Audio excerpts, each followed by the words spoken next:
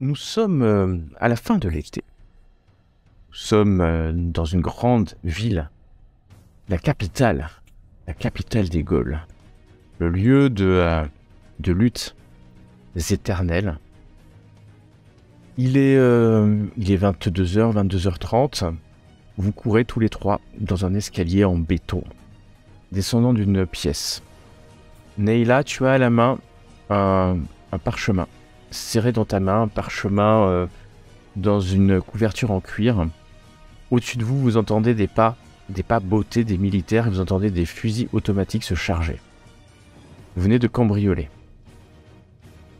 cette petite commanderie lyonnaise du temple. Vous débouchez dans la rue. Votre véhicule est là. Vous l'avez préparé. Vous entendez juste derrière vous les pas qui se rapprochent. Votre véhicule est là, une grosse berline que vous avez louée pour l'occasion. Que faites-vous? Vite, vite! Ils sont derrière nous! Ils sont derrière nous, je les entends! Allez! Qui sait conduire? Vite, vite! Il faut les choper! Il va falloir partir en courant. J'ai les clés. Du coup, je développe la voiture. Tu dirais là au volant. Tu entends le bip, qui monte au volant? Moi, j'ai les clés. Donc, Mais là, tu montes au volant alors que les deux autres, vous sautez dans la voiture. À ce moment-là, vous le sentez. Vous sentez dans les champs magiques la morsure du métal maudit, de l'oricalque maudit. Un templier vient de sortir son épée. Ils sortent de la porte que vous venez d'emprunter, et là tu les vois dans le rétroviseur. Je jette le parchemin à qui est derrière. Ouais, je le mets derrière moi. J'appuie. Je vais me mettre côté passager. Tu te mets côté passager, Orichas, et tu appuies sur la pédale. Sur le champignon. Oui. Tu appuies sur la pédale d'accélérateur. Ce véhicule moderne, tu connais ces véhicules. C'est pas ta première incarnation. Ouais. Tu les maîtrises. Est-ce que tu les maîtrises suffisamment? Oui, tu pars. Les roues patinent sur les pavés lyonnais dans cette petite rue de la vieille ville de Lyon. Et tu pars en trombe alors que ça tire derrière. Il vous tire dessus. Plusieurs coups de fusil mitrailleur viennent faire exploser la lunette arrière du véhicule, hein, les phares peut-être. Qui est à l'arrière? Je m'allonge sur la banquette arrière. Tu t'allonges sur la banquette arrière, tu sens ces munitions assez lourdes, des armes lourdes, et une première balle explose la banquette à côté de toi, t'évitant in extremis. Farallon, le satyre. Tu tournes. Neyla, tu tournes, mettant un coin de rue entre toi et eux, et tu te retrouves dans les rues de Lyon. À vive allure, semble-t-il. Ou pas? Oui. Autant que la prudence, que je puisse tourner et pas me prendre des murs, donc mais j'accélère. Je vais mettre ma ceinture et je vais invoquer, on ne sait jamais si on se plante très vite, un manteau élémentaire de feu sur moi. Okay. Tu vas appeler à ta magie et tu invoques sans aucun problème alors que tu es dans une voiture. Et si tu n'invoques pas, tu as un appel au champ magique. L'invocation étant plutôt la cabale. Les champs magiques se tournent autour de toi et tu te retrouves entouré d'un manteau enflammé. Ce sont des flammes qui ne te brûlent pas. En fait, j'ai un manteau qui semble m'envelopper, mais c'est comme des flammes, mais figées, en train de brûler, figées, qui ne brûlent pas, mais qui ne bougent pas, avec des reflets, et ça semble assez acéré et tranchant. En fait, c'est bizarre, ça ne découpe pas le fauteuil, mais on aurait presque l'impression, là où je suis appuyé, que ça devrait le lacérer. Ouais, très bien la prochaine fois, parce que j'ai cru que t'allais nous foutre le feu. Et t'as pas quelque chose de plus, je sais pas, offensif pour les retenir derrière, là? Neyla, tu conduis en disant ça. Orichas, tu viens d'invoquer d'appeler ton manteau élémentaire. Et derrière, Farallon semble t'avoir oublié parce que vous connaissez pourtant, il connaît ta puissance magique, Farallon, mais c'est peut-être son réveil récent qui lui a fait oublier tes pouvoirs magiques. Alors que vous descendez, devant toi, il y a une rue, une petite rue. Elle est bloquée par un feu rouge. Il y a plusieurs voitures. À ta gauche, il y a ces petits escaliers qui vont de traboule en traboule. Que fais-tu? Là, tu es bloqué. Tu peux pas avancer. Les voitures sont rouges. C'est en sens, il y a pas assez. Tu peux pas les doubler en fait. Tu ne sais pas ce qui se passe derrière, mais tu imagines qu'ils vont pas vous laisser partir sans. Ah, il y a 2 motos qui viennent de. Et ces 2 motos, il y a deux conducteurs et derrière il y a 2 templiers armés d'armes automatiques. Que fais-tu? Je tourne vers les escaliers. On va voir où ça débouche, mais. Et ben, en écoutant. C'est des escaliers, bon sang. Et ben alors, la voiture ça va, c'est bon. Et tu Les prends escaliers sont sur la gauche. Voilà. Et donc tu tournes les roues de la voiture, tu appuies et la voiture descend ces escaliers à vive allure, puisqu'en plus d'accélérer, ça descend. Et tu vas descendre, tu tournes, tu en appelles à Lily. Tu vas prendre ses souvenirs. Et puis, elle a vu ça certainement dans des films ou des jeux vidéo. Et tu descends comme tu peux en tournant et en accélérant, freinant, tu sais plus trop. Mais voilà, 65. Tu descends. Alors vous voyez, vous sentez et vous voyez les étincelles sous la voiture, puisque en fait ça râpe ces trottoirs et ces escaliers. Et tu viens écraser, emboutir une partie du pare-choc sur une rue en contrebas, sur ces pavés. Tu perds un peu le contrôle du véhicule, qui fait que tu redémarres en voyant que les motos descendent, mais elles aussi, c'est compliqué parce qu'il y a des marches, mais les 2 motos descendent. Alors avec des gens qui sont surpris quand même de voir des gens à moto dans les rues de Lyon, surtout armés. Ils ne tirent pas. Tu sais pas pourquoi ils tirent pas, mais en tout cas... J'essaye de passer la tête par la fenêtre. Si jamais elle est inclinée vers la droite, si elle est inclinée vers la gauche, je peux pas. Par rapport au passage, est-ce que je peux? Oui, bien sûr, tu passes par la tête par la fenêtre sans Donc, problème, puisqu'elle démarre. Je regarde l'un des motards et je crie vers lui en faisant appel à un cri pyrétique pour étourdir l'un des 2 chauffeurs. Ok, bien joué. Ils sont largement à portée, il n'y a pas de problème. Et tu hurles. Tu hurles. Ok. Donc le cri s'envole dans les airs. Et tu vois que le premier conducteur, celui sur qui tu as crié, il est étourdi. Ça veut dire pas forcément il tombe au sol, mais il ralentit, il secoue la tête, il s'arrête en fait. Tu sens pas le recalque. Tu sens pas le métal maudit qui aurait pu le protéger. Ça doit être un simple manteau noir qui ne sait même pas à qui il poursuit en fait. Vous, des êtres supérieurs, des Néphilim. Je commence à sortir mon carnet. Je trace une sorte de pentacle dans mon carnet. Là, ça bouge dans un sens où je fais un trait de travers. Ah, venez, mais je sais pas, stabilise, fais quelque chose. Ah, pourquoi j'ai pas invoqué cet esprit avant de partir en mission? Faut m'expliquer, hein. Donc j'essaye de faire une invocation tant bien que mal, si c'est possible. Mais bien sûr, tu es un kabbaliste émérite, et donc tu dessines un pentacle. Mais qu'est-ce que tu dessines? Ô toi, esprit de la faille fissurée des gorges dédalesques, toi qui franchis la séphirate de Malkuth par la porte de Méborak, toi qui vis venir à mon aide, viens, pactise avec moi et immobilise ce véhicule. Voilà. Donc il faut que je pacte. Là, c'est un petit pacte. Exactement. Ah, moi, je suis en MJ uniquement. C'est pas grave, je vais le révéler à tous. Oh, ok, joli. J'ai pas vu. Je ne sais pas, on va voir. Vous n'allez pas voir, mais toi tu vas voir cette créature qui va émerger lentement du pentacle. Ça ressemble à un gros amas de glaise à peine modelé. une tête, une vague tête, une large fissure. Et il attend sa proie. Je lui désigne donc le deuxième motard, je crois qu'il y en avait 2, c'est ça? C'est un objet, hein. C'est un objet. Un objet. Bon, ben, je désigne la moto qui nous poursuit.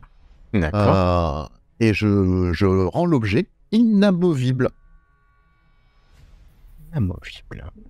Très Ils sont à intéressant. quelle distance de nous, à peu près? Oh, ils sont à 30 mètres derrière. Hein. La créature va se projeter à l'extérieur.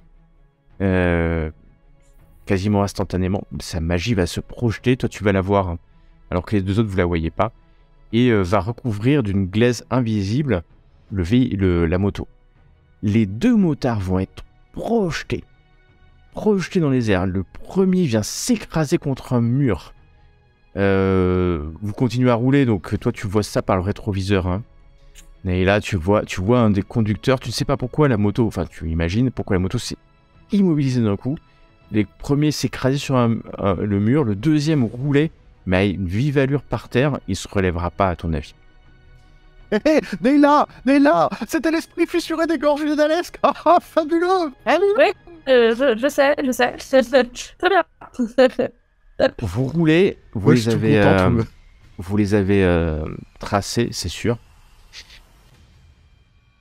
Vous allez aller assez rapidement rejoindre les quais du Rhône. Votre voiture est légèrement abîmée, quoi. Je dois le préciser. Tu penses que la roue va pas faire long feu. Quand à la radio, vous allumez la radio s'allume ou vous l'allumez, vous entendez un flash spécial de justement, c'est une radio lyonnaise qui dit qu'il y a eu des événements à Lyon et que des terroristes. Les terroristes ont roulé à vive allure une grosse berline et 2 motos. Ont roulé à vive allure en terrifiant la population locale. Et d'ailleurs, vous voyez de ci, de là, de l'autre côté du Rhône, par exemple, des gyrophares. Hein. La police doit se rendre sur les lieux. Peut-être devrions-nous jeter la voiture dans le fleuve. Oui, c'est ce que j'allais dire. Est-ce qu'il y a un pont ou est-ce qu'il y a qu'on puisse... Vous êtes en pleine ville. Discrètement... Alors, discrètement, aucun pont n'est assez discret. Là, il y a des gens... Lyon étant la capitale des Gaules, mais aussi la région de Rhône-Alpes. C'est plein, il est tard sans être tard. Il faudrait sortir de la ville pour ce faire. En banlieue. Par exemple, à Villeurbanne, oui. Pour ne pas le nommer, ou d'autres cités. Attention, j'aime Villeurbanne. Oui, moi aussi j'aime Villeurbanne.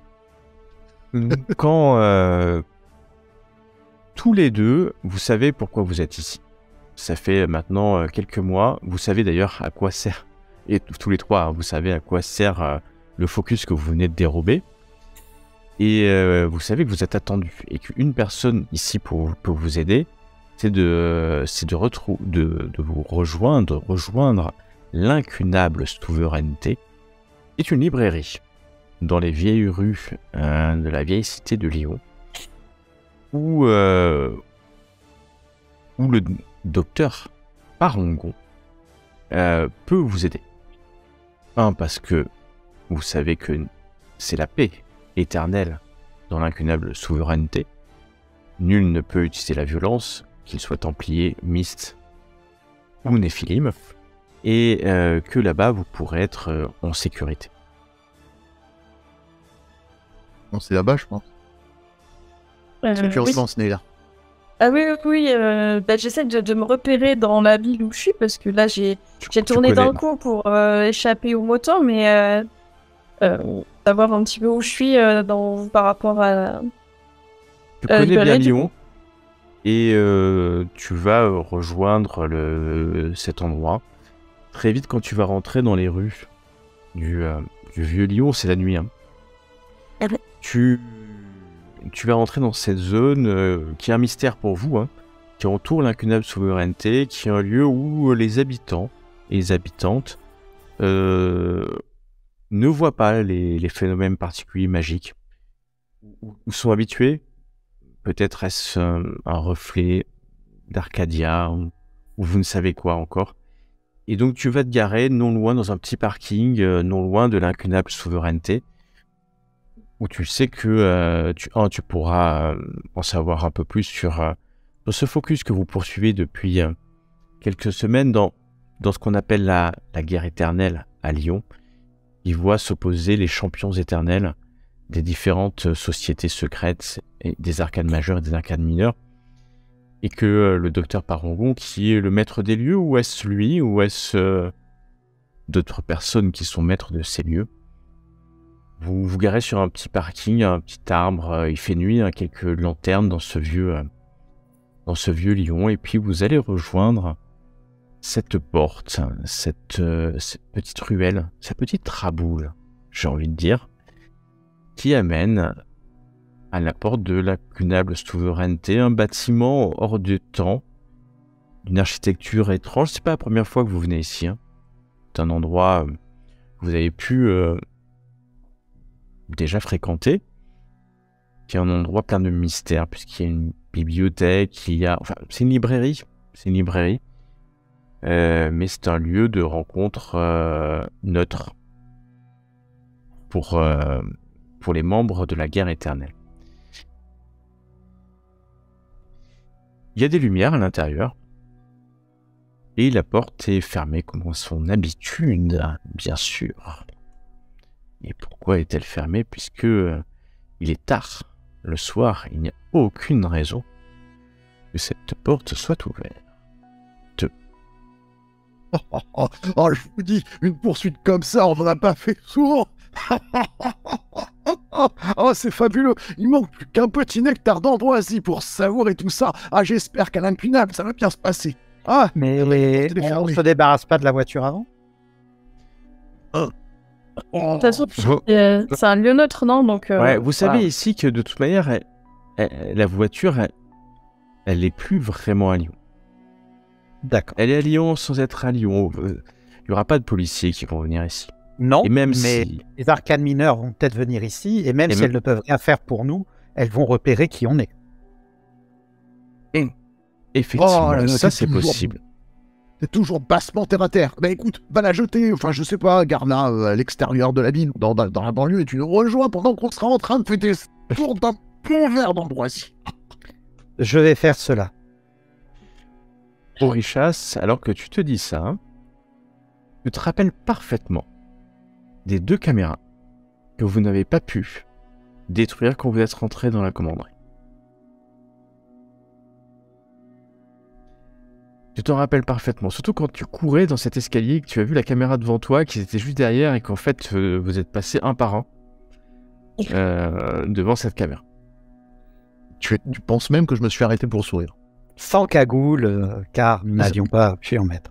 Sans cagoule, puisque vous étiez sûr de vous, la porte de l'incunable souveraineté s'ouvre et illumine la ruelle sombre. Il n'y a personne, juste une voix à l'intérieur qui vous dit « Rentrez, il est tard. Rentrez. Oh, merci. J'espère qu'il y a quelque chose à grignoter. Ah, même si ce n'est que du savoir à grignoter, ça me suffira. » Et la voix, alors que tu descends un peu, Maître Farallon, il n'y a ni à boire ni à manger, nous ne sommes pas un restaurant.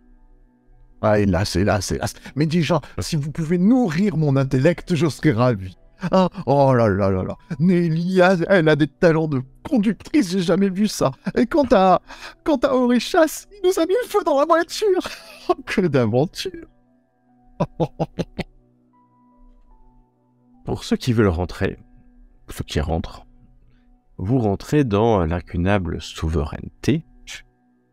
Et il y a ce vieil homme, vous le connaissez, c'est le docteur, le professeur, le maître. Parangon.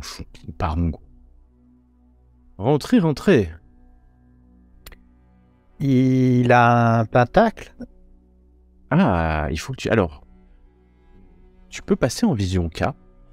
C'est-à-dire que pendant quelques instants, tes yeux vont se révulser, ton corps va se tendre, le corps de ton simulacre, et tu vas pouvoir voir les champs magiques. Et tu peux le faire sans problème, Tu sais que si c'était un Néphilim, tu le sentirais intuitivement, déjà, indépendamment de ta vision K.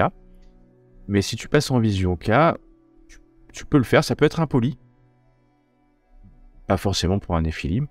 Et tu vas passer quelques instants, c'est extrêmement douloureux pour ton simulacre. Extrêmement douloureux. Et tu ne vois pas de pentacle. C'est un humain. Il a du casse-soleil. C'est tout tendu, il chasse. Et un casse-soleil faible, très faible. Très très faible, casse-soleil. Le pauvre air. Tu le verrais, toi, dans la rue, comme ça, en son casse-soleil, tu dirais, ce n'est pas du tout un éveillé ni un initié, mais une pauvre âme errante humaine. Il te regarde quand tu passes en vision K, remet ses vieilles lunettes, ses bicycles. Bicycle. Et te regarde fixement Orichas. Satisfait, maître Orichas. On apprend tous les jours. Je sens tendu, Orichas. Vous avez déjà déchiffré ce focus? Non, on a déjà récupéré. C'est toi, Neila, qui m'en avait parlé. Moi, j'ai toujours pensé que c'était un peu dangereux ce que vous alliez faire. On ne vole pas impunément à l'arcane du maton. Hein. On n'a pas volé, on a récupéré quelque chose qui ne leur appartient pas. Vous savez, mon bon ami, sous l'adrénaline, j'ai agi un peu sans réfléchir. Pouvez-vous nous rappeler exactement quel était le plan initial? C'est vous qui m'avez parlé. Je ne comprends pas. Mais ce focus qu'on a récupéré, on est particulier, n'est-ce pas? Je tends à Anélia, pardon. Je sais pas, c'est vous qui m'en avez parlé en me disant que vous aviez sur, trouvé une trace. Oui, justement, j'ai vu ça passer sur le Dark Web. J'ai regroupé les éléments et effectivement, ça nous a amené à quelque chose. Hein. Bon, maintenant, on est un peu parti précipitamment. Un homme sort de l'ombre. Il était dans une partie de la bibliothèque juste à côté. Il vous regarde. Il est habillé simplement en blanc. Il compulse un ouvrage. Un focus. Et là, par en haut, oui, non, mais c'est pas du tout ce qu'on disait. Suivez-moi, maître Orichas. Dame Neila et maître Farnon. Suivez-moi dans mon bureau. Et l'homme vous regarde de ses yeux bleus. Il est extrêmement bien coiffé. Il est vêtu d'une tunique assez étrange. Il vous regarde alors que vous suivez le professeur Parangon, peut-être dans son bureau. Je le regarde. Je lui affiche mon plus beau sourire et je le salue. Au plaisir de discuter avec vous, monsieur. Donc nous sentons qu'il ne s'agit point d'un Néphilim, sinon on le sentirait. Tu le sentirais. Intuitivement, tu sentirais qu'il y a quelque chose de magique. Il pourrait peut-être même un court instant révéler une métamorphose pour s'identifier. Si tu veux être sûr, il faut que tu passes en vision. Tu l'avais pas vu au début, il est sorti de l'ombre. Est-ce que je pourrais sentir quelque émanation du métal Oni sur cet homme? Oui, Comme il semble avoir une tenue particulière, est-ce que en passant, on voit quelque chose sur lui qui nous indiquerait une appartenance quelconque? Il faudrait que tu t'arrêtes. Tu l'examines, tu fais un peu de temps, parce que là, en passant, il a l'air plutôt neutre. On voit pas de...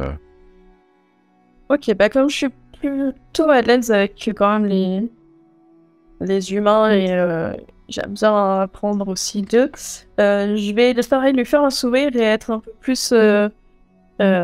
désolé du dérangement, être un peu plus poli par rapport à mes deux camarades. Et c'est un sourire un peu plus près, du coup. Oui, c'est le sourire qui fait peur, ça, du coup. C'est le sourire qui fait peur. Hop, je vais faire Voilà, donc tu le regardes, Naïla, quelques instants, mais Parangon insiste pour te faire avancer jusqu'à son bureau. Visiblement, Parangon a l'air inquiet. Semble vouloir qu'on évite d'attirer l'attention trop de cet individu. Donc, je ne vais pas m'attarder. Moi, une fois qu'on s'est un petit peu éloigné avec Parangon, je lui fais « Oh, Parangon, vous recevez des mistes maintenant ?» L'arcane de l'épée, il ferme la porte. Et comme toutes les membres de toutes les arcanes, la bienvenue ici. Tant qu'il paye monnaie sonnante et trébuchante, tes ouvrages, il prend. Non, mais les mistes sont des gens, on va dire, à moitié fréquentables. Il faut tomber sur le bon côté, on va dire. Ah, il te regarde étonné quand tu dis ça. Il te regarde vraiment étonné quand tu dis ça. Les mistes, pour vous, sont... Alors, il va noter. Il va aller noter ce que tu lui dis. Néphilim considère les mistes comme fréquentables. Et... À moitié. Mon ami, vous avez arpenté le sentier d'or. Ah, oui. Oui, mais vous savez, quand je sors d'un état d'excitation provoqué par la délicieuse conduite de Nelia, je suis un peu débordant.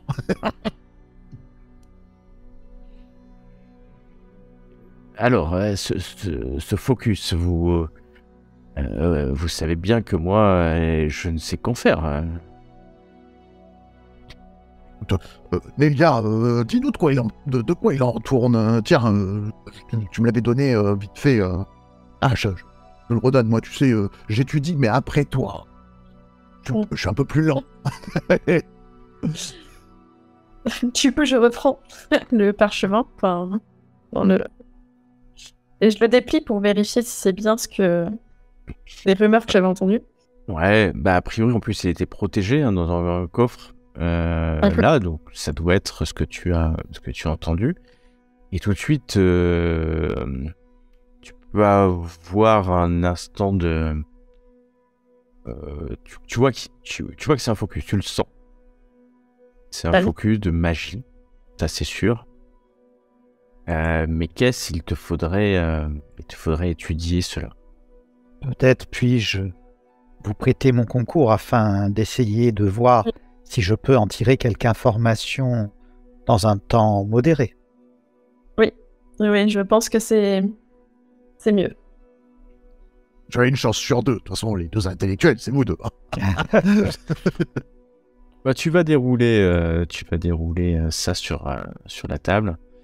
Donc, hop, techniquement, c'est presque déceptif pour toi quand tu te rends compte que c'est un sort de basse magie. Voilà, et qui est un sort que peut-être que tu as déjà, et qui a... Qu'est-ce que ça va faire? C'est que ça va provoquer un doute concernant une des certitudes de son interlocuteur. Certains l'appellent la duperie lunaire. C'est un sort très utilisé par les Onirim pour mettre en doute, par exemple, un membre du clergé ou un avocat. Et ça provoque un trouble sur la cible qui fait que toute action pour le manipuler, le persuader, par exemple, ou le duper, va être plus simple. Donc là, l'ayant déchiffré, je peux le rajouter dans ma liste de basse magie en déchiffré. C'est ça? Exactement, en déchiffré avec le faux. Donc le docteur Paron te regarde alors que tu prends vraiment que une dizaine de secondes, 20 secondes pour lire, t'imprégner la magie parce que ça se lit pas en fait, ça se sent. Et tu sais ce que c'est. Ceci est un sort mineur de basse magie de la lune. Quoi, c'est tout? Comment ça, c'est tout? C'est bien. Purement égoïste, moi je suis très content. Disons que ce n'est pas la plus simple de la basse magie à maîtriser, mais si vous souhaitez l'apprendre et garder ce focus, pourquoi pas, faites. De mon côté, je puis l'utiliser. Mais Disons que prendre de tels risques et se démasquer pour si peu est bien décevant. Oui. Oh, on s'en remettra. Il y a une cloche qui sonne, très légère, très très très légère. Le professeur Parangon, un instant, quelqu'un vient d'arriver. Restez là. Vous êtes en train de déchiffrer ou finir de déchiffrer, d'expliquer. C'est fabuleux. Enfin, ce qui est fabuleux, c'est que maintenant, le bâton sait exactement qui et où nous sommes. Et mon simulacre est suffisamment exposé pour qu'il puisse m'identifier et me retrouver extrêmement facilement. Et je crains que le mien aussi soit un petit peu connu dans la région. Pour moi, ça va, mais... je suis désolée, hein, je pensais pas que c'était un focus... Mais ne dédaignons pas toute forme de connaissance. Hein. D'après vous, c'est vous deux qui pourrez jouir. Puis Aurélien. Nélia, pourquoi je vais t'appeler Aurélien? Je sais pas. Nélia. Franchement, c'est comme au bon vieux temps. Et toi, Aurichas, ça faisait si longtemps que je t'avais pas vu. Depuis Carthage. Cela fait en effet bien longtemps, mais j'ai assez peu de souvenirs de Carthage. Je ne me souviens même plus t'avoir croisé. Ça, tu te souviens plus m'avoir croisé? Non. Moi, je me souviens très pour t'avoir vu, à Carthage. Tu te souviens pas? C'était moi le marchand. Non, je n'ai que des souvenirs très très éparses. Carthage, j'ai l'impression d'y avoir été seulement quelques mois. On m'appelait Némios à l'époque. Oh là là. Mais je te rafraîchirai toute la mémoire et tout. Tu me dois 2-3 parchemins d'ailleurs. Vraiment. Eh bien, oui. J'en ai que tu peux étudier. Mais ça sera avec joie.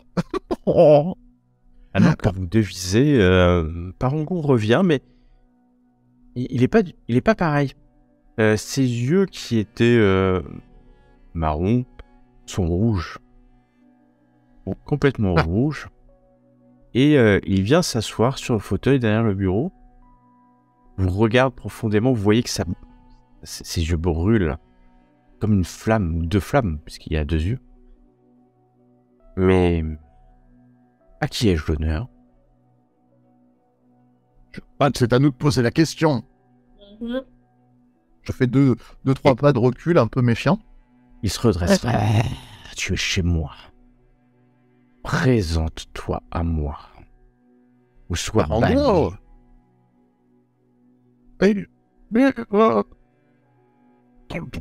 Je me nomme Pharaon. Je suis un Néphilim bien présent, foulant le sol de l'humanité tout au long des éons. Pharaon.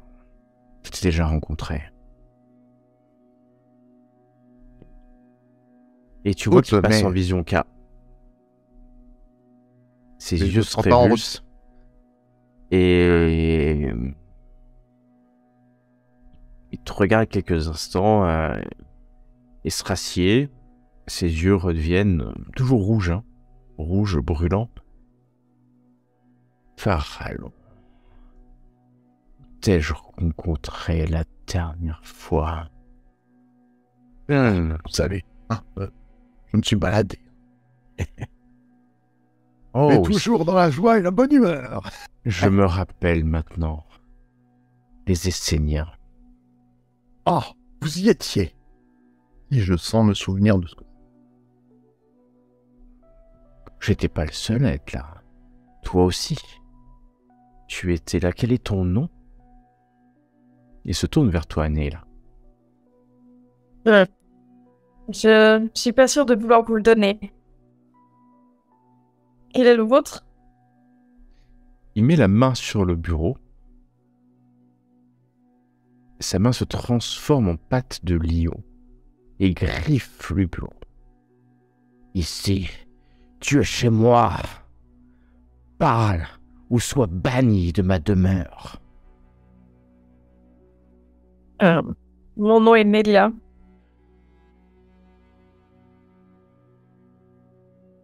C'est un peu court. Oui, c'est vrai.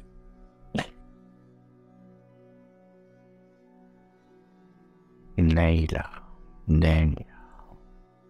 Ce nom me dit quelque chose.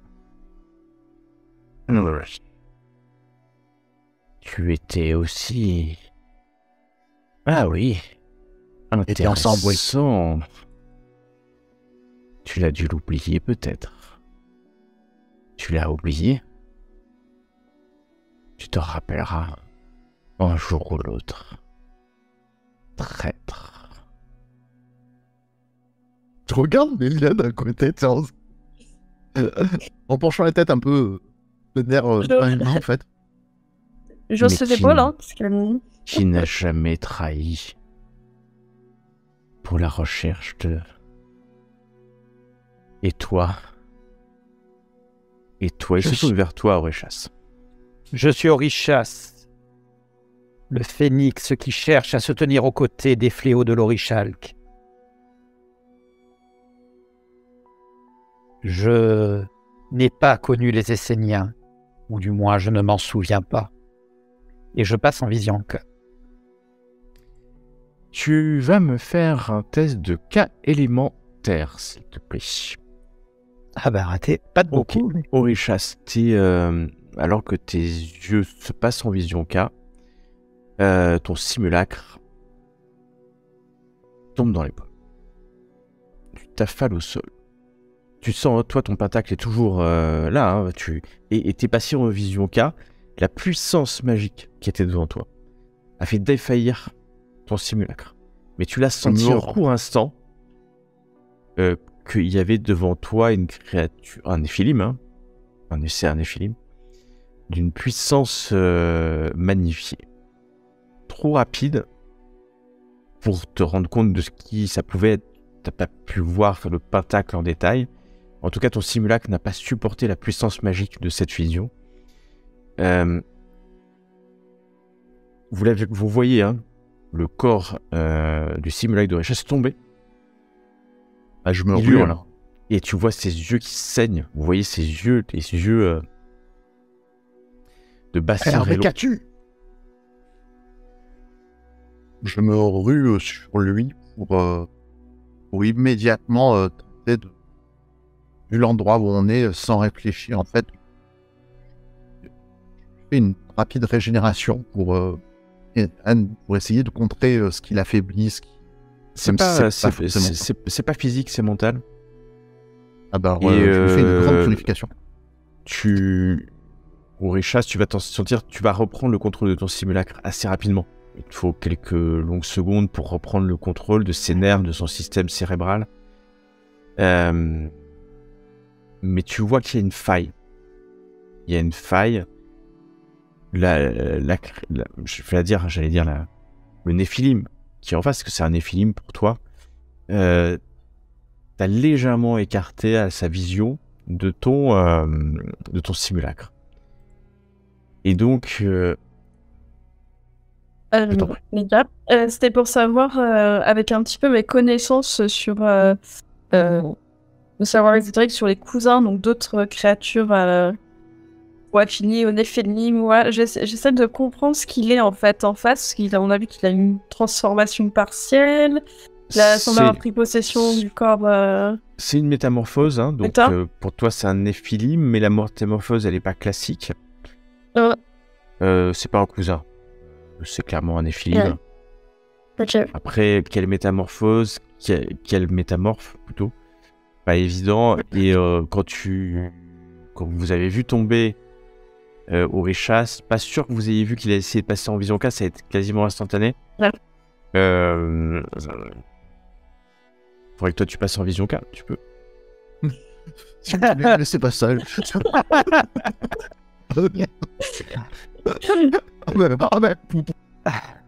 Et Orishas, tu vas te relever. L'homme semble impassible, les yeux toujours rouges. Ça va, mon ami?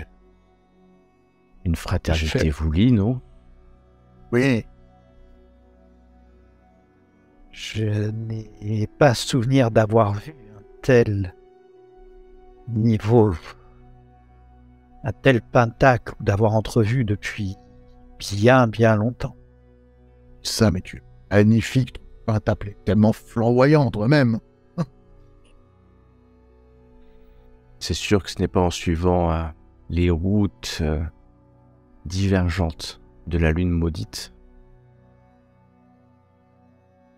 qu'on rencontre souvent des Néphilim qui suivent la voie pure de l'Agartha.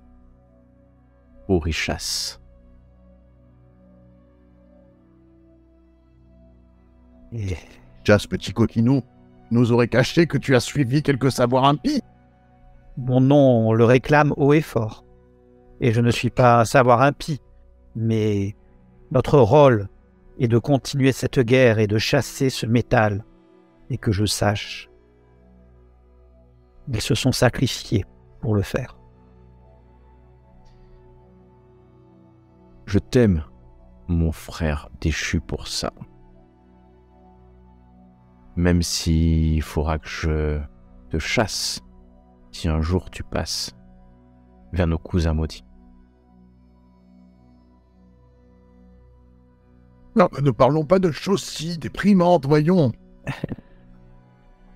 Tant et tant de nos frères ont disparu dans les champs, à tout jamais.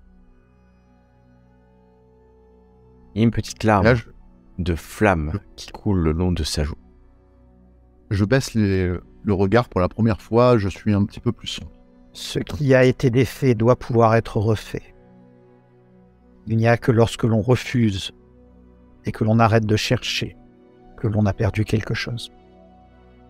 Retournerons dans les champs magiques et nous rejoindrons notre forme originelle. Je n'en doute pas un instant. Ne serait-ce que pour la mémoire de nos frères perdus. On lutte Les portes tous se contre nous. rouvriront et nos frères pourront être ramenés lorsque le métal aura été détruit. Je regarde comme si je partageais pas vraiment forcément la même. Alors, honnêtement, je comprends ce que tu dis, mais tu vois qu'il y a au fond de mes yeux, il y a quand même un petit doute là. Notre salut n'est peut-être pas ici même. Peut-être des connaissances sur les autres mondes qui pourraient nous aider. On ne peut pas perdre espoir. Non, jamais. Il faut savourer chaque moment, chaque précieuse minute qui nous rapproche de la liberté. La liberté viendra par notre sacrifice et celui des autres. Paragon Je te regarde, Paragon met sa tête dans ses mains et semble se réveiller. Vous voyez, ses yeux sont revenus bruns, habituels.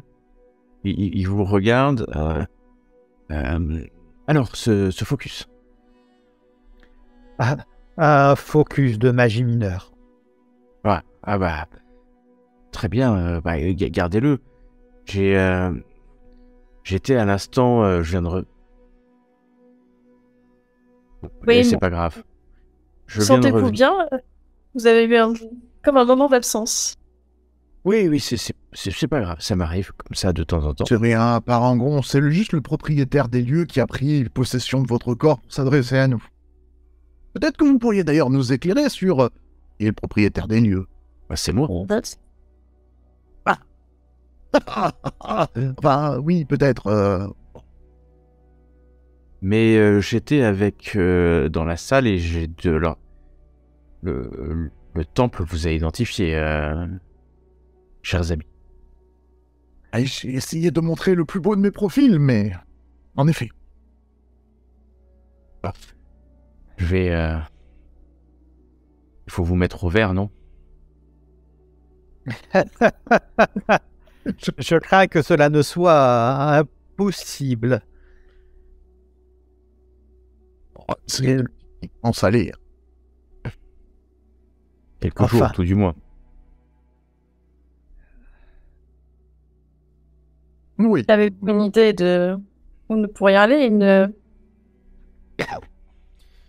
J'ai justement, il est en train de trifouiller sur son bureau alors que tu dis ça. J'ai justement peut-être une idée. C'est où Ah, voilà. Il sort un vieux cartulaire qu'il déroule un instant. Vous voyez un arbre généalogique sur ce vieux cartulaire. C'est un document trop fragile pour que je puisse l'envoyer par courrier. Même si on m'a dit qu'il y avait des courriers de qualité à notre époque. Ça fait longtemps que je n'ai pas quitté ma demeure. Vous pourriez me rendre ce petit service. Tout petit service. Et sachez que je demande rarement des services. Ça vous permettra d'aller un peu loin de Lyon pour acheminer l'ouvrage. Et je suis en contact avec le destinataire de ce courrier, enfin de ce document, de ce vieux cartulaire. J'aimerais bien que vous me donniez votre avis sur cet homme. L'adresse est là, il sort manoir des Lusignans. C'est à une quinzaine de kilomètres de Vitré. Vous voyez Vitré? Bon, ben vous trouverez sur une carte. Hein. Ah, si vous voulez bien le faire. C'est la personne à qui vous devez le remettre, ça s'appelle Enguerrand. Enguerrand de Lusignan. Cyril a réussi son jet. Mais ça nous dit quelque chose? Mais oui, Lusignan, ça vous dit quelque chose. Je suis toi. Ça vous donne cette connotation des croisades, de la maison de Lusignan qui a participé, pas qu'une seule croisade en plus, et qui est une vieille famille française. Donc, un piège derrière tout cela, par Angon, hein? Un piège? Non, les Lusignans, le temple. Non, ce n'est pas un homme du temple, je vous le garantis. Les échanges épistolaires que j'ai pu avoir avec cet homme depuis quelques années me disent que ce n'est pas un homme du temple. Il m'a commandé plusieurs fois des ouvrages sur les légendes de Bretagne. Je ne l'ai jamais vu de visu, hein, que cela soit clair, mais j'ai été séduit par les échanges épistolaires que nous avons eus, qui montrent un homme passionné par les légendes. Et il n'a pas lésiné sur les moyens pour trouver ce cartulaire qui m'a coûté... Quelle est la monnaie actuellement?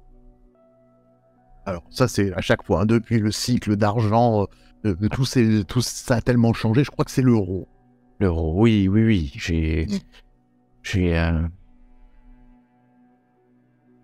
quand j'ai pris ma retraite à l'incunable souveraineté, nous étions en francs lourds à l'époque. En francs, oui, nous venons de passer, c'est en francs... Enfin, ça fait quelques années déjà. Qu'est-ce que je voulais vous dire? Je me perds et puis j'ai mal à la tête et il essuie une larme sur son visage. Oui, vous avez un petit peu de charbon là, pas trop. Si vous voulez bien me rendre service, je m'occuperai des traces que vous avez pu laisser ici et puis négocierai avec le temple.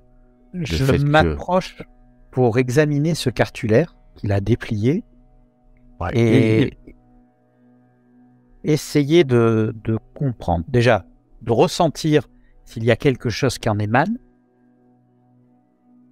Ben moi, faisons appel à toute réflexion. Et sinon, de m'intéresser à la valeur artistique de l'objet. Ok. Alors vous le voyez tous, hein, parce qu'il a ouvertement, ouvert. Artistiquement, il n'y a pas grand-chose. Hein. C'est des arbres généalogiques qui se mélangent les uns les autres. Certainement, vous n'êtes pas des spécialistes, mais des familles nobles de Bretagne, en tout cas, c'est ce qui a marqué. C'est pas très très vieux. Peut-être 2 siècles. 1 siècle, 2 siècles. Donc c'est pas très très vieux pour vous. Rien de magique. En tout cas, au toucher, tu sens pas de présence de focus. Après, il faudrait que tu l'étudies en vision K. Mais t'as encore mal. Hein. Je vais pas faire ça de suite. T'as encore mal et puis tu regardes. Oui. Faisant appel à tout mon esprit réfléchi habituel, tu sais, je réfléchis longuement, je suis là, je fais OK, ça me va tout à fait. C'est vrai qu'avec nous, t'as toujours été sympa. Enfin, vous avez toujours été sympa, mon cher Parangon. Sympathique. Ça, c'est une jeunesse actuelle. Influe mon vocabulaire. De son côté, Nella, elle va essayer de... est-ce qu'on a des téléphones portables? Est-ce qu'elle en aurait un, du coup? Bien sûr, tu as un téléphone portable sur toi. Moderne, hein. Bien sûr. Donc, elle essaierait de faire des recherches un petit peu, du coup, Il n'y a pas de réseau. Il n'y a aucun réseau. Ah, mais alors là, zéro... Il n'y a pas de barre, hein. Ok. Il y a des trucs intéressants dedans, là, Orichas, toi qui regardes? Pas que je sache, pas...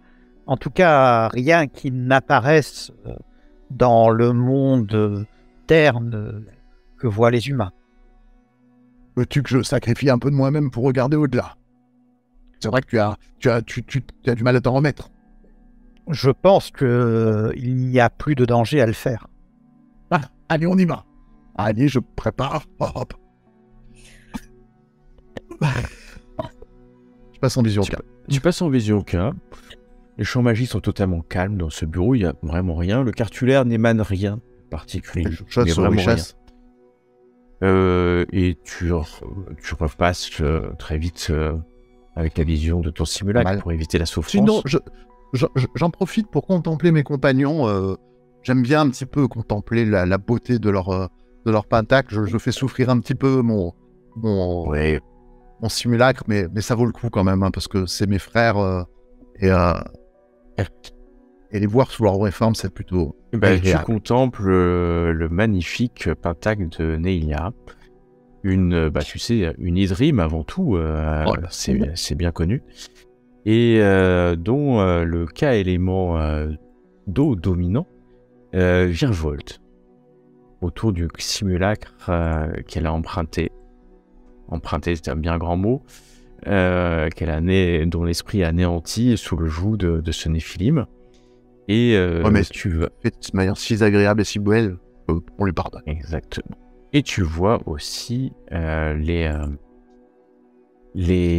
phénix Orichas, dont le café est assez puissant. Mais tu sais qu'il est plus... Il a été moins éveillé que vous. Sa puissance est moins atteinte par les blessures du temps.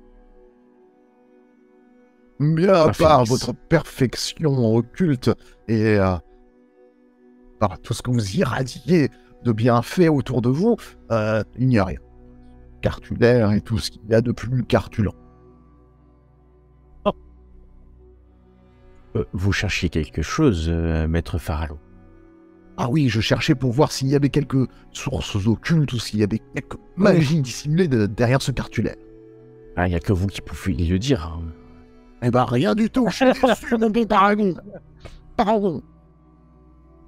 Parangon, oui. Mais Parangon, excuse-moi. Excusez-moi. Vous excusez pas. Vous excusez pas du tout. Il faut être poli avec les humains. Il n'y a aucun problème. Je vous donne l'adresse. Tenez-moi au courant. Et chez Anélia, malheureusement, la technologie ne marche pas ici. Je n'ai jamais vraiment compris pourquoi. Ce n'est pas faute d'avoir demandé il y a une 30aine d'années qu'on m'installe le téléphone, vous savez, avec un fil assez long. Tenir au courant, ça sera, comme vous le disiez tout à l'heure, épistolaire, hein, c'est-à-dire... Épistolaire, c'est le terme. Vous m'enverrez un courrier écrit. D'ailleurs, je me suis laissé dire sur cette époque qu'il serait peut-être bon que nous coupions et que nous nous remettions le temps de notre voyage pour nous mettre au vert tout instrument technologique. Moi, je vais y laisser ici. C'est pas très utile.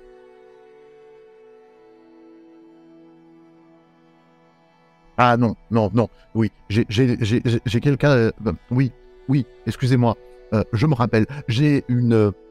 Qu'est-ce qu'ils disent, les humains? Ah oui, j'ai une épouse à tenir au courant que je m'en vais. Ah oui, c'est plutôt important, ça, pour... bah, il va. Pour Raphaël Derigo, oui, c'est important. Pour moi, c'est plus pour... Le bâton pourrait s'en prendre à elle. Ah bah je serais débarrassé comme ça. Attendez, c'est peut-être un plan, ça. Alors après, moi j'ai fait en sorte d'avoir... Mais non, je rigole, Parangon. C'est pour voir à quel point... Faut jamais me prendre au sérieux. Ouais, non, pas. La mort n'est pas un jeu. Jamais. Ma pauvre muse, hélas. Qu'as-tu donc ce matin? Tes yeux creux sont peuplés de visions nocturnes, et je vois tour à tour réfléchir sur ton teint la folie et l'horreur. Roide et taciturne. Ne l'oublie jamais, Farallon. La folie et l'horreur. Roide et taciturne. T'as raison, Parangon, j'ai rien compris de ce que tu viens juste de me dire, mais je sens que tu as raison, et ça sonnait plutôt pas mal. Non, ne t'inquiète pas, je rigole beaucoup des habitudes et des us et des coutumes des humains, mais je ne leur fais rien de mal. C'est un des vôtres qui a écrit ça. Ah, c'était qui, ça? À l'époque, il faisait connaître sous le nom de Charles. Charles Baudelaire. Ah. Un des nôtres? Non. Si je crois, mon simulacre le connaît. C'est un poète d'une époque récente. C'est vrai, Derigo est en train de m'en parler, là. Un poète habité par une recherche... un mal-être permanent et oui, une recherche d'une forme de vie. Tout à fait. C'est même lui qui aurait créé ce mot. Oh, formidable. Formidable. Et moi, je ferais un pari que si c'était l'un des nôtres, comme vous le dites, mon bon Parangon. Parangon est mon nom. Peut-être un jour vous l'apprendrez. Je vous prie d'excuser, je n'aime pas vexer les gens. Ça me rend... Ça me fait pas grand-chose, en fait. Oui, mais ça devait être très certainement un Néphilim de la Lune qui devait être derrière cet homme. Peut-être pas, il n'a pas cherché comme beaucoup d'autres, visiblement, enfin c'est une époque que je connais peu, mais mon simulacre, lui, par contre, s'y connaît assez. C'est une époque... il ne fait pas partie de ces poètes déchirés qui ont brûlé leur âme et leur vie par les deux bouts. Ah, c'est vrai. Il n'était pas un épicurien. Je me rappelle d'un autre de lui. Ce soir, la lune rêve avec plus de paresse, ainsi qu'une beauté sur de nombreux coussins, et d'une main discrète et légère caresse, avant de s'endormir, le contour de ses seins. Et vous voyez qu'il ferme un peu les yeux comme s'il était presque d'une main en train d'écrire ce poème et d'une autre main à caresser le sein d'une femme humaine. Bon ami, vous savez qu'il ne faut pas oublier mes origines. On pense à me parler comme ça me rend tout chose. N'oubliez pas le cartulaire avant de partir. Le cartulaire. Ah oui, le cartulaire. Yes, n'oublie pas. Bien. Eh bien, il va nous falloir trouver un véhicule et peut-être prendre le train, mais prévenir votre femme et peut-être, je ne sais pas, l'emmener ou l'inviter à s'éloigner quelque temps de la maison, lui offrir un cadeau qui puisse lui donner un prétexte pour partir en congé. Vous avez un séminaire, une grande opération et vous lui offrez... Je sais déjà ce que je vais faire. Si le bâton vous traque, il pourrait tout à fait s'en prendre à elle. Ah, je sais que certains aiment bien, les humains aiment bien comment ils s'appellent, des semaines de cure, c'est ça? Dans des lieux un petit peu... Non, ça, je l'envoie. C'est resté à l'art. Il y a une superbe exposition en ce moment à Londres Je pourrais vous avoir... Non, mais arrêtez. C'est elle-même une très grande médecin et très active. Là, vous parlez des femmes de l'éveil, là, dans les années 2000, hein, voyons. Hein, non, elle est active. Pas forcément au terme et tout. Elle travaille. Donc, il faut lui expliquer que je dois partir. Je trouverai quelque chose, ne vous inquiétez pas. Hein. Ce petit coquinou, déjà, il allait un peu à droite à gauche, si vous voyez ce que je veux dire. Pas vraiment. Ah, je t'expliquerai. Les humains ont des tendances un peu qui ne déplaisent pas ma nature profonde, attention. Alors, Enguerrand, de Lusignan, nous allons de ce pas. En gros, vous occupez d'effacer nos traces, hein, bien sûr. C'est le marché. Mais vous êtes encore là?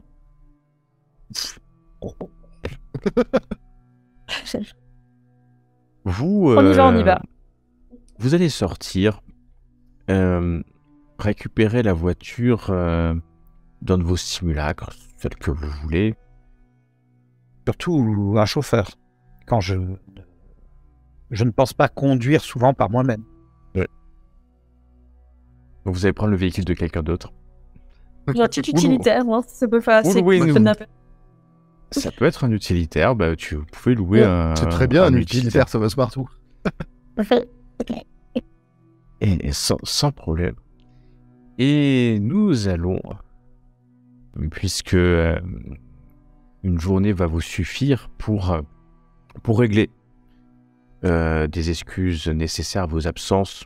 Ça va pas durer très très longtemps, hein, a priori, si vous allez faire courrier, mais peut-être un grand week-end qui va vous permettre de sortir de Lyon le temps que le docteur, le professeur Parangon, essaye de régler ce sujet.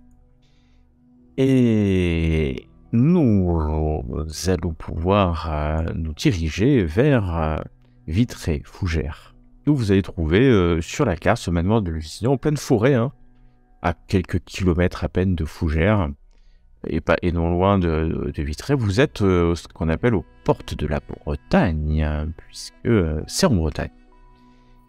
Et vous avez l'adresse, et vous allez rouler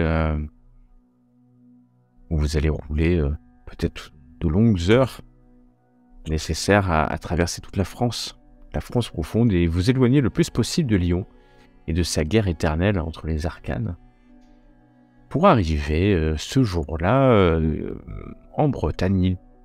Il pleut. Quand vous arrivez en Bretagne, est-ce étrange, est-ce étonnant, alors que l'été est fini, que nous allons à...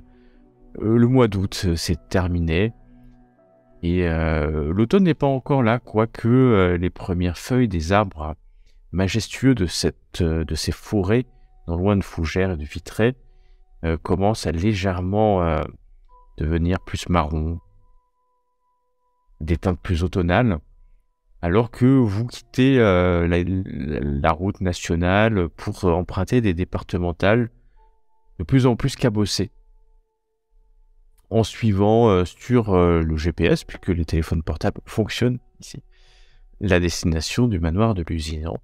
Vous avez le cartulaire, vous roulez, il pleut beaucoup, hein, alors que vous arrivez devant un vieux portail. Il est ouvert, hein, le portail. Et puis ça s'enfonce, vous voyez une vaste forêt majestueuse. Dans les propriétés, il y a écrit en lettres manoir des Lusignans, ou de Lusignan, c'est assez effacé. Mais la pierre est recouverte de mousse, hein, on n'a pas dû la nettoyer depuis bien longtemps.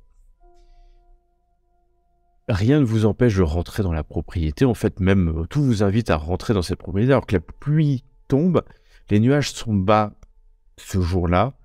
Quand vous roulez un peu dans la boue, alors j'imagine c'est toujours Nelia qui conduit, hein, j'ai l'impression que c'est un peu la chauffeuse, la chauffeur.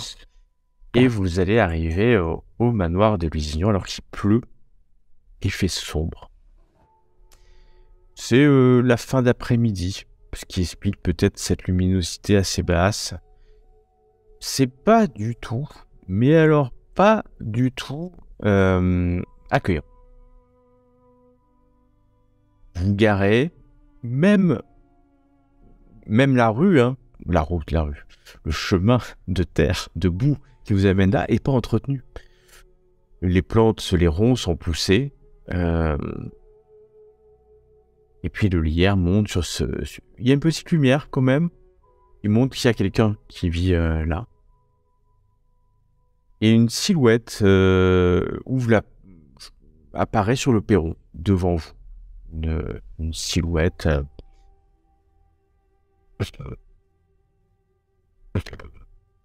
Un homme. Un homme qui apparaît et qui vous fait un signe. Il vous salue. Il lève la main pour vous saluer. Bien, je vais sortir avec un parapluie. Parce que sachant que je venais en Bretagne, j'ai prévu un parapluie. Un parapluie rose et jaune avec des motifs waroliens. En tout cas, je peux vous dire que ça ne pouvait pas démarrer sous de meilleurs auspices. Mis à part le temps, on est quand même dans un manoir, au sein d'une forêt, à côté de fougères. Oh, de quoi je vais me plaindre? Avec mes bottes en caoutchouc rose et un pantalon baggy bleu et une chemise échancrée avec mon parapluie, je descends nonchalamment de la voiture et j'attends que vous sortiez pour me diriger vers cet homme. Tu n'aimes pas cette pluie, hein, Orichas qui tombe. J'aime pas trop, non. Alors que Nelia, quand tu sors, tu apprécies l'eau qui tombe et les champs magiques d'eau qui sont abondants, comme l'air aussi. Le feu n'est pas à son aise ici, mais pour l'instant. L'homme vous J'utilerai même la langue pour goûter la pluie, je pense. C'est de l'eau. C'est complètement Moi, je me rue Après, assez étrangement, l'eau n'est pas si éloignée du feu. Les deux sont des esprits mouvants et qui ont une vie non figée. Ouais, bah en attendant, ça mouille l'eau. Hein. Ah, moi j'ai des bottes en caoutchouc et un parapluie. Ouais, mais j'ai pas été aussi précautionneux que vous. Hein, et je me sers contre toi. Donc des habits là qui sont un costume, on va dire, ce qui est plus classique. Bien habillé, mais pas du tout à la dernière mode. Fais pas très attention à ça. Il est pareil, a une barbe très soignée, mais il semble un peu farfelu, c'est-à-dire qu'il a un peu pas pensé à ce qu'il allait pleuvoir, à ce qu'on était... voilà. Donc il se rue et sans aucune manière, se colle sous le parapluie, sachant que très certainement notre chère Nelia, elle, est appréciée ce temps particulier. Elle apprécie beaucoup, mais alors en même temps... elle préserve son simulacre aussi. Elle sait, il peut tomber malade, peut-être des rhumes, etc. Je serai là pour t'aider. Laisse-moi au sec. Voilà. Donc elle a quand même un espèce de kawaii poncho, peut-être un peu ample, sur elle, avec ses cheveux roux, un peu... ouais, l'esthétique, c'est pas... Elle aime bien un peu la folie dans ses cheveux. Mais si c'est un problème d'esthétique, je pourrais œuvrer à donner plus de modernité à ton avatar.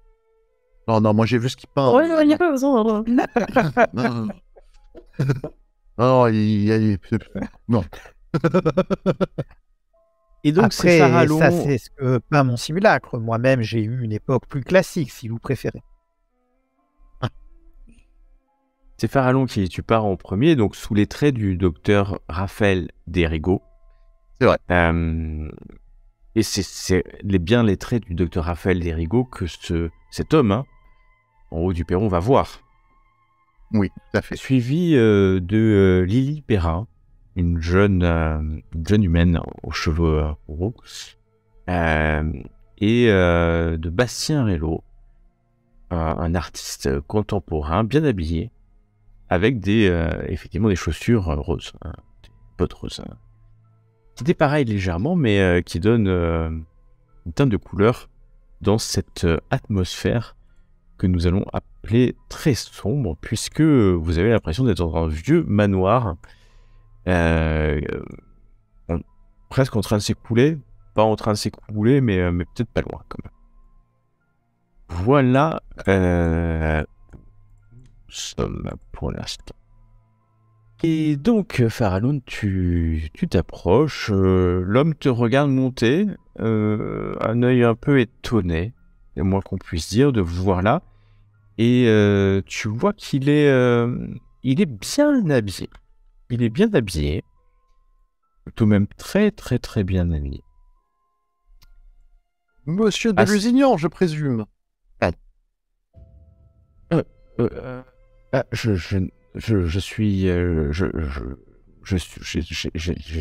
J'étais son majordome. Je vois un homme grand, assez sec, petite brioche quand même, le nez un peu gros, un peu rouge, et puis maintenant que tu es prêt, tu vois son costume de majordome élimé jusqu'à la trame. Quand tu t'approches, tu sens une odeur, presque toi ça te plaît, une odeur de sueur rance. Et tout ça, un peu de musc. Vous venez voir monsieur. Veuillez nous introduire auprès de votre maître. Mais monsieur... Je crains que nous arrivions un peu tard. Mais monsieur est mort. Mais rentrez. Ne restez pas sous la pluie. Vous connaissiez peut-être mon maître, monsieur plutôt. Monsieur de Lusignan, oui, Enguerrand de Lusignan. Oui, monsieur était bon et gentil avec moi. Un ami à nous était en communication avec lui et nous venions porter un objet à votre maître.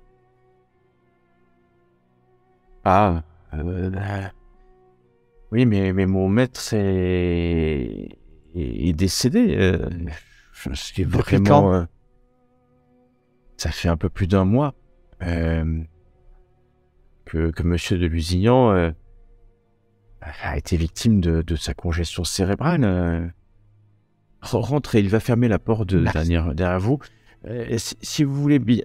Alors, il y a la poussière, c'est pas sale, mais c'est pas très bien entretenu.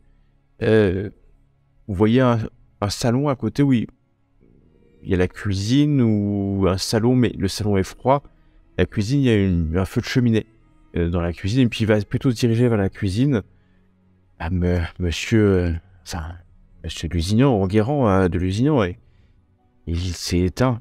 Il y a 5 semaines de cela. Notre ami, cette nouvelle. Une hémorragie cérébrale, vous dites? Je ne suis pas médecin. Et il vous a donc laissé son domaine. Cela est fort généreux. Non, c'est ça le problème. Et mon problème, c'est que, en absence d'un héritier sain d'esprit, j'ai bien peur que le manoir soit vendu purement et simplement et que je me retrouve sans logis.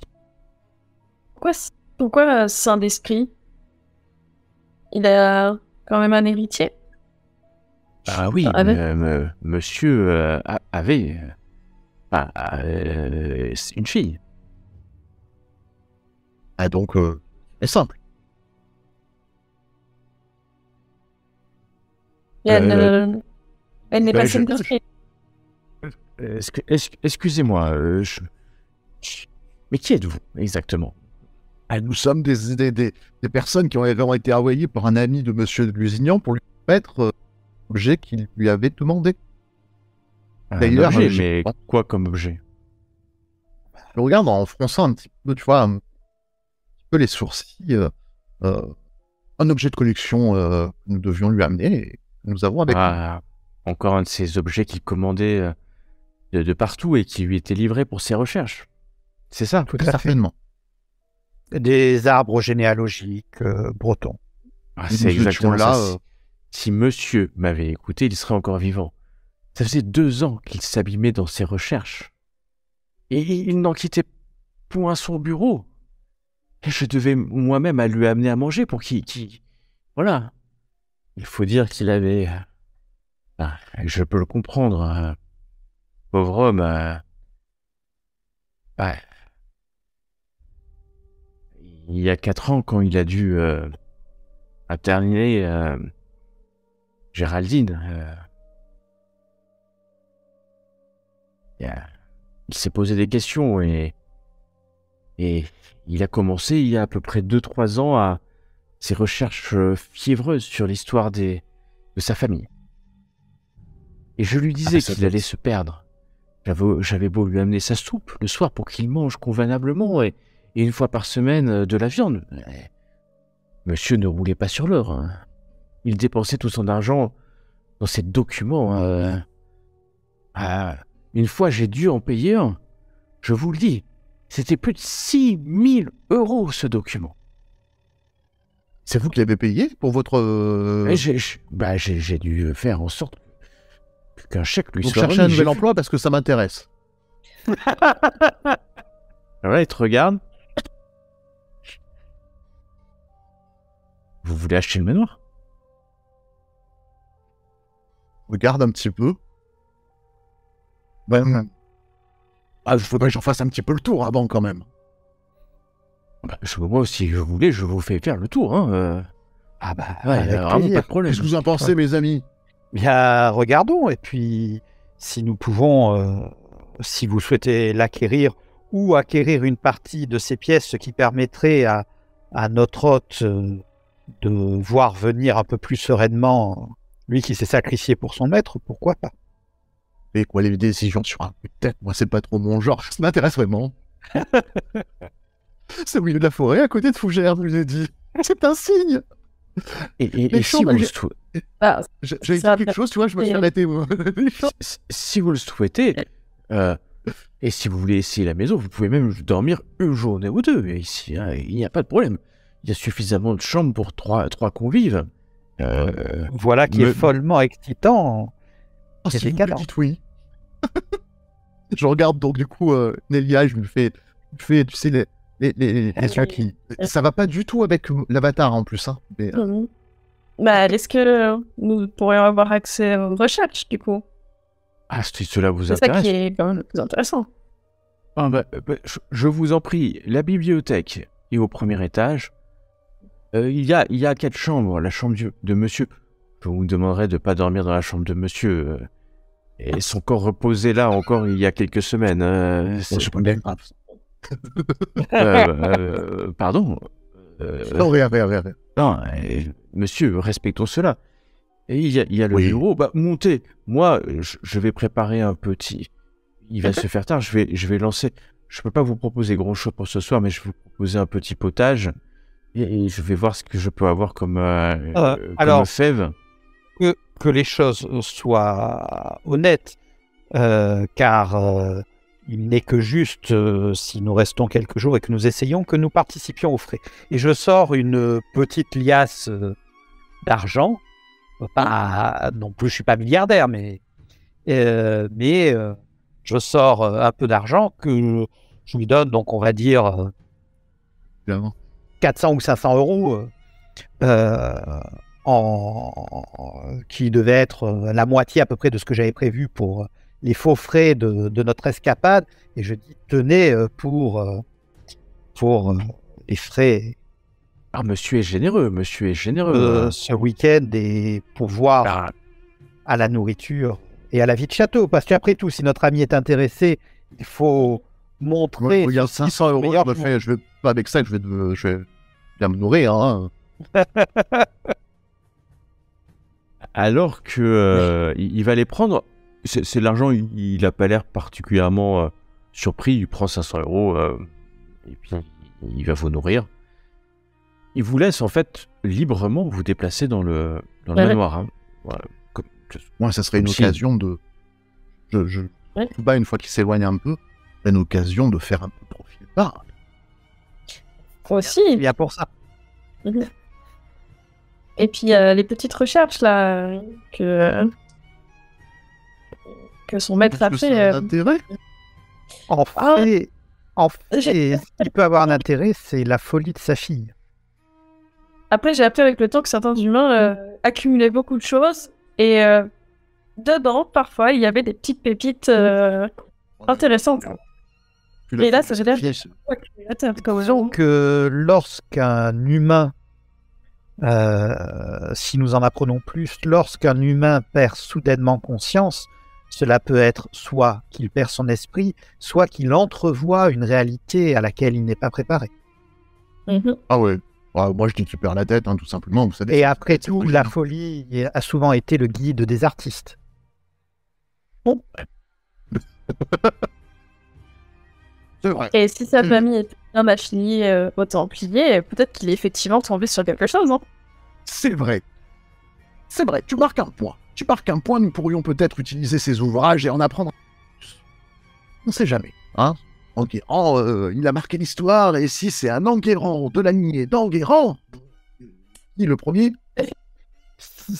En tout cas, pas très proche de la lignée, sinon il aurait des héritiers. Oui, et puis la petite a perdu la tête. Oui. Il y a quelques mystères là qui titillent ma curiosité naturelle. Naturelle. Vous avez compris. Eh ben, recommençons-nous, mes amis. Allons voir cette bibliothèque. Nous sommes là et dehors, il pleut et même si moi ça ne me dérange pas, lui ça me dérange donc. Oui, la bibliothèque me semble un bon début. Je vous suis. T'as presque l'impression d'entendre des petits sabots. La bâtisse est croulante, clairement.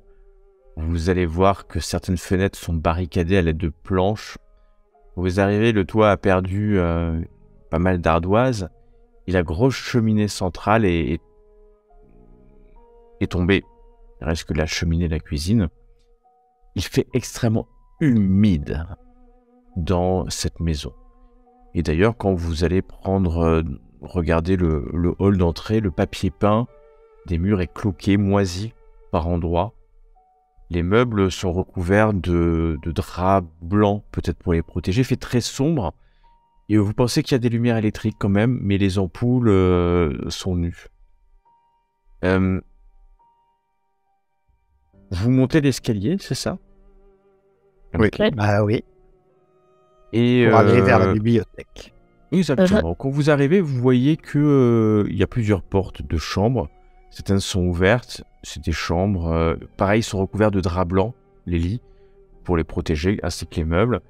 Il y a une porte qui est fermée, certainement à ce que vous a indiqué le majordome. La chambre. La chambre. Et une porte, il y a un couloir. Et une porte entrouverte, peut-être le bureau un peu plus loin. C'est assez grand, quand même.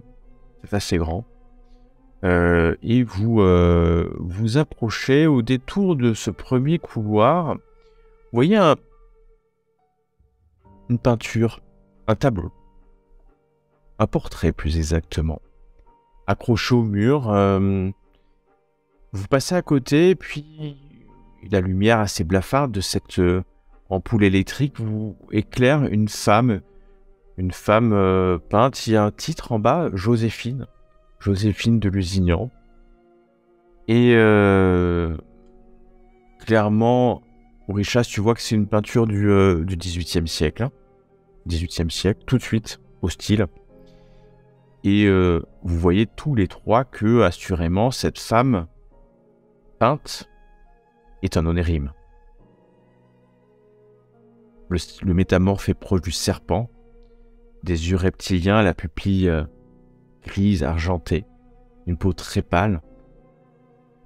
Joséphine de Lusignan, 18e siècle, représentée là, est un onérime. Et un onérime visible. Vous voyez ces métamorphes. Alors, assez faiblement, mais vous avez suffisamment l'œil pour reconnaître les métamorphoses de ce qu'on appelle le métamorphe serpent, classique de l'onérime. Et ils ont été dessinés, tels quels, visibles. Je doute qu'ils aient été très proches du temple à cette époque-là. Ah, voilà une affaire qui prend un détour des plus intéressants. Y a-t-il... Est-ce que j'essaye de ressentir dans ce tableau s'il y a autre chose? Tu veux passer en vision cap? Je vais le couvrir si tu Je voudrais éventuellement déchiffrer. Mais déchiffrer, c'est pas en vision K. Ça dépend ce que... non, voir si c'est un focus. C'est pas un focus. Non, mais c'était ça la question. Voilà. C'est pas un focus. C'est pas un focus. T'as besoin de passer quelques instants en vision cap pour être sûr.